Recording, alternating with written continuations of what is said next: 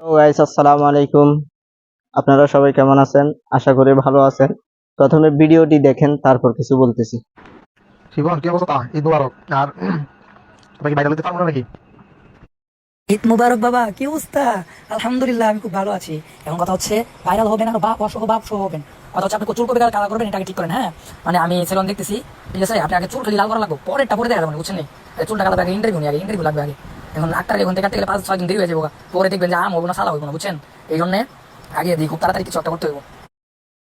শিবন, হবে মনে করি তুমি কালার করে সিরিয়াল ধরবো না, টেম টেম করে দেবো না নাকি? বাবা, তুমি শুধু একবার ভক্ত, তুমি কেন মেয়েদের পিছনে ঘুরবা? আসলে একটা ব্যাপার কি, সেটা হচ্ছে যে আপনি ভাইরাল জিনিসটা কাকে বলে এটা এখনো পরিচিত হন নাই, তো এই জন্য আপনার কাছে মনে হয় যে মেয়েরা নক দিবে কিনা। আরে মেয়েরা নেকটা হয়ে থাকবো মিয়া, আপনি এগুলো নিয়ে চিন্তা করেন না, আপনি কেরিয়ারের দিকে ফোকাস করেন। মেয়েরা চুদা দিতে আসবে আপনার কাছে, মিয়া বুঝে না কিছু না। এখন শিবন বাবা, এখন এই সিঙ্গল কালার দাঁড়টা পাবো নি, পাবলিকে কি নিব টিবো?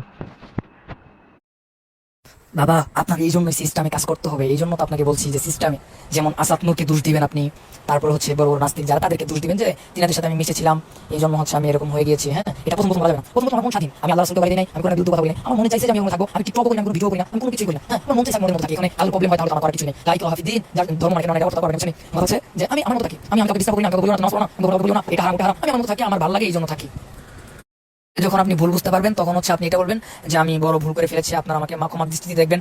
আসলে আমি হুদি খ্রিস্টানদের চক্করে পড়ে আমি আমি আমার নিজেকে হারিয়ে ফেলেছিলাম, আমি আলেম, এটা আমি হারিয়ে ফেলেছিলাম যে আমি একজন আলেম কিভাবে থাকতে পারি, এটা ভুলে গেছিলাম। আপনারা আমাকে ক্ষমা দৃষ্টিতে দেখবেন, আমি তওবা করে ফিরে আসতে চাই। আমাকে আমাকে হচ্ছে একবার সুযোগ দেওয়া হোক, আমি আমার ভুলটা বুঝতে পেরেছি, আমি জাতির কাছে ক্ষমা চাই, আল্লাহ সুবহানাহু ওয়া তাআলার কাছে ক্ষমা চাই, যেন আল্লাহ তাআলা আমাকে মাফ করে দেন। আসলে আমি বুঝতে পেরেছি তাকে সবকিছু না, আমি বুঝতে পেরেছি যে আমার আখিরাতে বুঝতে হবে, এই দুনিয়াটা পরীক্ষা একটা হল, আমি দুনিয়াতে কিছু না করতে পারি, তাহলে আমি কি জবাব দিব? এইগুলো বইলে বইলে তারপর মানুষের ইমোশন কাটতে হবে, বুঝছেন নি?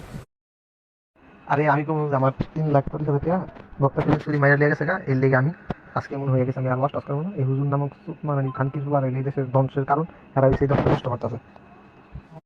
ভাই, আপনি বেশি বুঝতে চান না ভাই। এই মেয়ে এইগুলা যদি আপনি জড়ান ভাই, তাহলে মানে পুরাটাই বাস মেরে দেবো ভাই। আমি যেটা বুঝছি ভাই, এটাই শুনেন ভাই, বেশি বুঝে না। ওরা যদি সবাই আমি পারবো না, আমি জানি বুঝি আমি কাজ করেন খ্রিস্টানদের উপর চাপাই দিবেন, তখন মানুষ বলবে যে না ভাই খ্রিস্টান টাকা দিয়ে এনেছো ফিরে আসছে, এটা প্রশ্ন করবে। কিন্তু ভাই আপনি মেয়ে মেয়ের সম্পর্কে কিছু বলে এখন আমি নিয়ে চলছে ভাই, এটা কই আপনার সাথে খাওয়া যাবে না, বুঝছেন ভাই? এই জন্য আপনি খ্রিস্টানদের উপর চাপাই দেবেন, বুঝছেন? আপনি বুঝতে পারবেন, আপনি আপনি আমার কাছে ভেবেছেন আমার কাছে লজিক পড়ে আমার লজিক লজিক সম্পূর্ণ হচ্ছে বুদ্ধি থাকে ভাই। আপনি আমি যেটা বলছি সেটা শুনেন ভাই, হয়তো পরে পস্তাল লাগবে ভাই। আরে শরীরপুর মাঝে দেখো যে মেরে লেগেছে এরকম বেটা যার কারণে আজকে বক্তা নামের কলম ক্ষেত্র মানে বলা হ্যাঁ আমার চিন্তা করতে মেরে লেগেছে এই হের উপরে নাম দিন গোয়া টলা ফাটা নাম বুঝেছি না? ভাই, আপনি তারও নাম দিয়েন না ভাই, বুঝছেন? তাহলে তার সে আরো ভাইরাল হইব, আপনি মাঝখান থেকে কিচ্ছু পাইবেন না, বুঝতে পারছেন? আপনি আপনি ভাই, আপনি ওটা পরে করেন, টাকার খেলা পরে দেখেন ভাই, ঠিক আছে? আপনি আমি যেটা কইছি ভাই, এটা শুনেন আগে। আপনি ভাই, আমি কইছি না যে ভাই আপনি আমার উপর পুরোটা ছেড়ে দেন, টাকা কি কে দেখেছে এটা পরে থাকলে ভাই তাহলে তো সমস্যা ভাই। আমি বলছি যে খ্রিস্টানদের উপর চাপাই দেন ভাই। এই যে কি মান কয় মুফতি মাসুদ, ও যদি এখন তওবা করে ফিরে আসে, বাংলাদেশের সব থেকে বড় ওয়াজ মাহফিল আর হইব, বুঝছেন? সে কোরআন শরীফের জুতা রাখছে, এটা রাখছে, ওটা রাখছে। আপনি যদি বলেন যে আমি তাদের দলের লোক, বুঝতে পারছেন ভাই? আপনি কোন জায়গায় যাবেন আপনি বুঝতে পারতেছেন? ওই টাকাটা টাইম আছে মিয়া, বুঝেন না কিছু না। এরে এরে কই গেছো তুমি? বুঝতেছি না কিন্তু বুঝতো। বুঝবা বুঝবা দু একটা হইলে তখন তোমার বাই বাই করে ঘুরেছিল বুঝবা। ফারুকি সাহেব,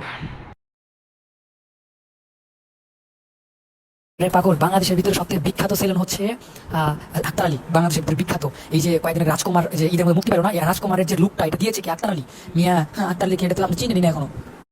বাবা, আমি মুসলিম টিভিতে আছি তো এই জন্য কথা বলতে পারতেছি না। হ্যাঁ, আমি হচ্ছে জানাবো আপনাকে, কোনো সমস্যা নাই। তুমি আর ফোন দিছিলাম, ফোনটা ধরে নাই কেন? আবার তুমি সমস্যা নাই, চিন্তা করেন না। শিবম কাজ কিন্তু তাড়াতাড়ি করতে হবে, লেট করে দেবে না, বুঝছ নাই? সময় নষ্ট তো করা যাবে না। নো চিন্তা বাবা, কোনো চিন্তা নাই বাবা, আমি আছি। আরে তা তো অবশ্যই, এখন এই সুটটা কালার করে দিব না, প্যান্ট শার্ট কিনতে হবে না বেটা।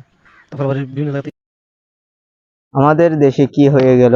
কিছুদিন আগে আপনারা দেখছেন একজন হাফেজ থেকে হয়ে গেছে টিকটকার। এখন বর্তমানে সোশ্যাল মিডিয়াতে আরেকজন বক্তা হয়ে যাচ্ছে টিকটকার। নাম শুনছেন, ওমর ফারুক। আপনারা তো কল রেকর্ড দেখছেন তাদের। শয়তানের ধোঁকায় পড়ে মানুষ কি না করতে পারে। যাক, আল্লাহ আল্লাহ পাক রব্বুল আলামিন তাদেরকে বুঝার তৌফিক দান করুক, আমিন।